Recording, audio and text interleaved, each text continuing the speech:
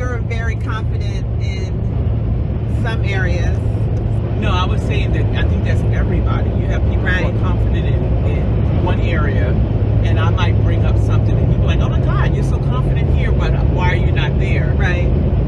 And I said the same with you. You have such an ability at work. You're so confident. But I was like, okay, do this. She goes, no, I'm not doing that. Right, yeah, because I know what I'm doing at work. I mean, it's funny because I'm now in the process of getting myself out there and looking for other opportunities for growth. And I was cataloging my experience. I've been doing this for 22 years. Exactly. So, yeah, I know what I'm doing.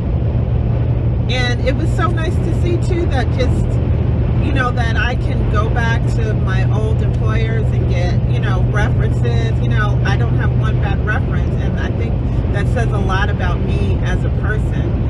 And, you know, we've had this conversation too before about, you know, the degree, you know, whereas I have like a thing in my head because I don't have my degree versus. And I do. And that means absolutely nothing to me. Like, right. To you, that degree that I have is a big deal. And to me, I see maybe it would be a big deal if my views to go in corporate world and all that, right. You know, that's not my view, but it doesn't define who I am. It definitely doesn't define, I mean, actually, you know what, maybe I can't even say that it doesn't define who I am, because if I'm keeping it real, it matters to you. It does matter to me, and it is a value. Education is a value. Right, but it doesn't define you. It doesn't define you. It's a preference that you want. It's a goal that you want to. It does. Right. Achieve. It's so funny that I'm not afraid right now, because usually coming up these mountains, my stomach would be in knots. And like I go like Atlanta to Memphis, I couldn't even be able to count on, like for 10 years I've been making that trip probably like 4 or 5 times a year. And I always go like across Alabama and then up to Tennessee, because I'm afraid of going through these mountains. Why are you afraid? What about the mountains make you afraid? The height, I mean, have it be known, I am afraid of heights, and then the curviness of the 2-lane highways through the mountains, that kind of intimidates me a little bit. Oh, okay. Even though when I first started going up to Memphis, I mean, when I talk about a 2-lane road where you're going through like a freaking Andy Griffin town, and the like some places the speed limit, it goes from like 35, 25, 15, 10. It's called a speed trap. So. But I had no fear with that. I don't know why. It's just a mind thing, and it's just like what you said. It's like all in what you tell yourself. It's all in what you tell yourself. That's so true. I want to ask them, can I see inside? Yeah, this is what, so you remember, if you haven't listened to our podcast, Lesedi and Pam Shoot the Shit, please listen to it. And one of the first things that we say is that she and I are opposites. And this is a perfect example of how we are opposites, because this so far does not seem like my jam, but Pam is very excited about it, so I'm excited to see her excited, because she's my friend and I want her to be happy. But this is not really my jam. How do you know until you try? Because I'm full with judgment. I have very experienced in judgment. Yeah, no. Yes, exactly. So bad and bushy. That's my goal. No, that ain't like. Okay, that was fun. I just have to say one thing though. What? He definitely thought we were a couple. Oh my. Oh, you're so funny. Okay, we don't have to record that. I mean, right? Yeah, no, this is us being real right now. So this is what we were just talking about. This guy that we saw today, and he, you know, we toured his olive room. We were saying how beautiful it was, and he told us how he bought it $97,000 in cash. And I was just saying how I can't wait till I'm in a position to spend that kind of money on that. And your response was,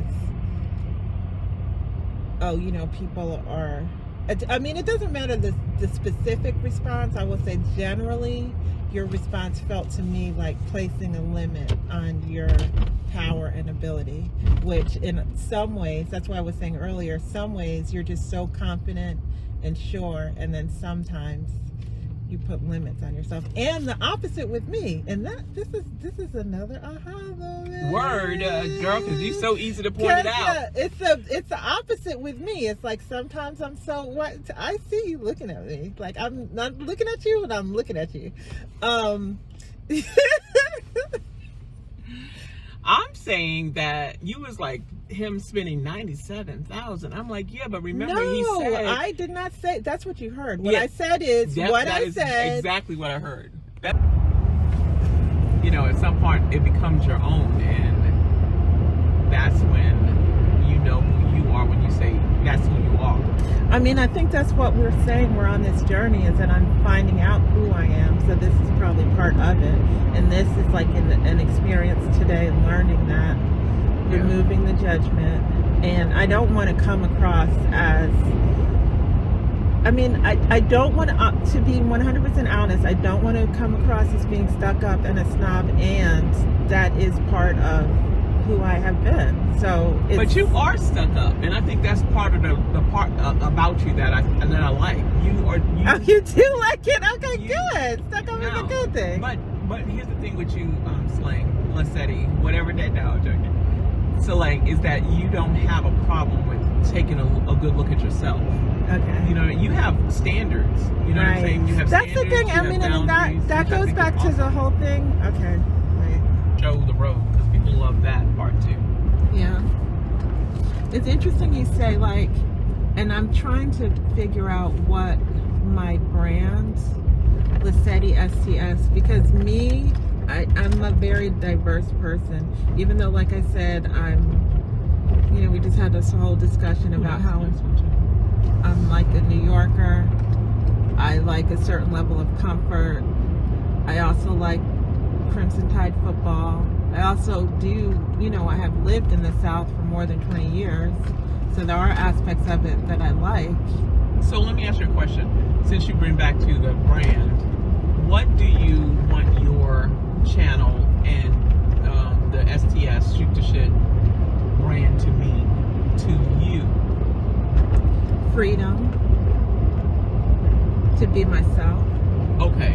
And what do you hope that it offers to people and your viewers? That come as you are. That just because you are a certain age doesn't mean that you have to dress a certain way, act a certain way, think a certain way. You can be yourself regardless of your age. Okay. And it's not even always just about age. It's like regardless of whatever. So to me, that's a good example of why it should matter, because live and let live in so many words. It is live and let live. That's it. But there's a but coming. No, it's live and let live. But I guess the but is that if you're trying to live and let live, and everybody in your town is not letting you, like, that's stifling. But how is it that they're not letting you? Because they're saying, oh, such and such is like this because he has pink hair. Oh, such and such. Oh, did you hear such and such is, So my question there is, why are you focusing there? Because I've lived that experience. Okay. I've been that person. Okay, so then how do you change it? By moving. Not thinking about it. Right, and moving your thoughts someplace else. It is, and I know that I understand what you're saying, and you do say this often, and we're getting up on a minute, so I'm going to press this stop. It says Blue Ridge, 15 miles. So we're 15 miles away from Blue Ridge. Oh my God, there's a sign about a bear. So can you imagine if we saw a bear? If we see a bear, be quiet. Don't run. Don't be quiet. Make noise. I'm gonna haul my ass.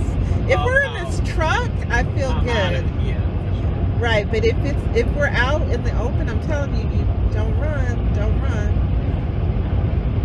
Don't panic and don't run. So tell me, when you saw a bear when you was in Highland, North Carolina, what was your first thought? Shit, there's a fucking bear right there. That was my exact thought. And so what, you just backed up? I backed up. I made myself big like they told you. I made noise like they told you. And I was like, ugh. But in retrospect, it was a beautiful thing. I mean, it was just like cool to see the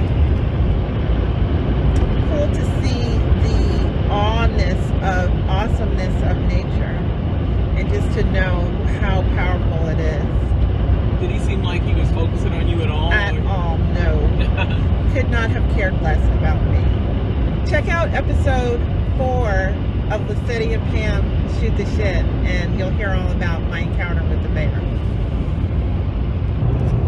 When my kids were young, we always, used to go for holidays and stuff to Memphis, and I used to do that, like, at work all day, like a Friday or whatever day it was. Well, maybe it was you who told me that. Not to New York though, but like that's like a 6-hour trip, and I would intentionally do at night, so that, because when you have little kids, they want to stop, they want to eat, they want to use the bathroom, make sure everybody just uses the bathroom, we eat, get them good and tired, and by the time we get up the highway, it's just me and the road. But that was when I was in my 20s and 30s. I don't know if I could do that right now. I'm like 3 hours, I'm done. So I'm gonna have a question for you. Are you looking at yourself or are you looking at the camera? I'm actually looking at you, so I feel like that's close. Now I'm looking at the camera. That's good though. Yeah. We're gonna cut all that out. But, okay, yeah. So I feel like, now just looking at, and it's the good thing is going to be just like looking back at this, like you said, and just like looking at the edits and what I'm doing my film. This is like the beginning of my filmmaking career. All right, just stop it. So that way. So this is going to take us now 92. So you know where we are now? Yeah. So what were you just saying about, you were saying like you kind of retreat yourself like the little child that you didn't get spoken to as when you were a child, and you speak to yourself now like you would to your grandkids if you want to like kind of make yourself do something. Right, so I just speak to myself in that soft voice that I would say to my grandbabies, come on baby, come on, boo-boo, you can do it. Or if I'm nervous about something, I rub my leg or I pat my chest and say, come on, you got this, man, you got this, you got this. And it's comforting me the same way I would comfort you as a friend, or my daughters as their mother, or my grandbabies as their grandmother. I give that to myself. Right. And that takes practice, but that is what I do to get through